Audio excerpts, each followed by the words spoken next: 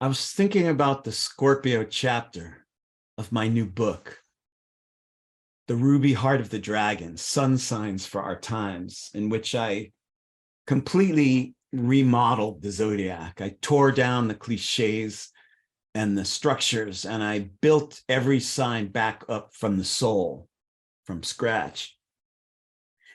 And I was thinking about the Scorpio chapter, the magnificent death of Scorpio, the art of obsession. And I was thinking how the view from down in the scorpionic parts of ourselves, down in the soul, down in the scorpion's cave, that view reveals the strange disintegration of our time as being primarily the result of damaged instincts. Because Scorpio is the most instinctual zodiac sign. It's the oldest because the first creature to crawl out of the primordial sea and walk on dry land was a scorpion.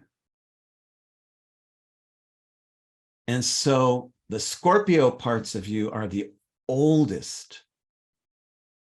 The slime at the bottom of the gene pool, the most instinctual stage of the zodiac.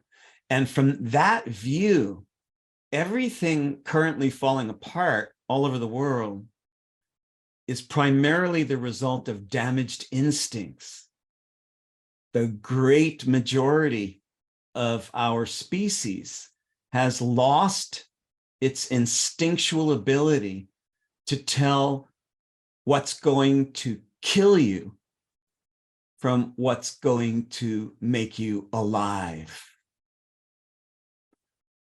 This is a case of damaged instincts because when you have a species, the vast majority of which no longer has the ability to tell right from wrong, good from evil, truth from fiction, that species is in trouble. And on the Scorpion channel, which is only one out of 12 zodiacal channels, it's not the only channel, but it's in many ways the deepest. From that channel, the job of dismantling the old, obsolete scenery and furnishings of the past has to do with repairing your instincts.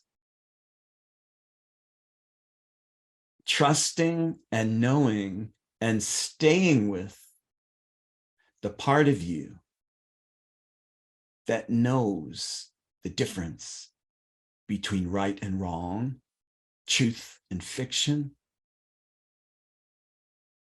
lies and love.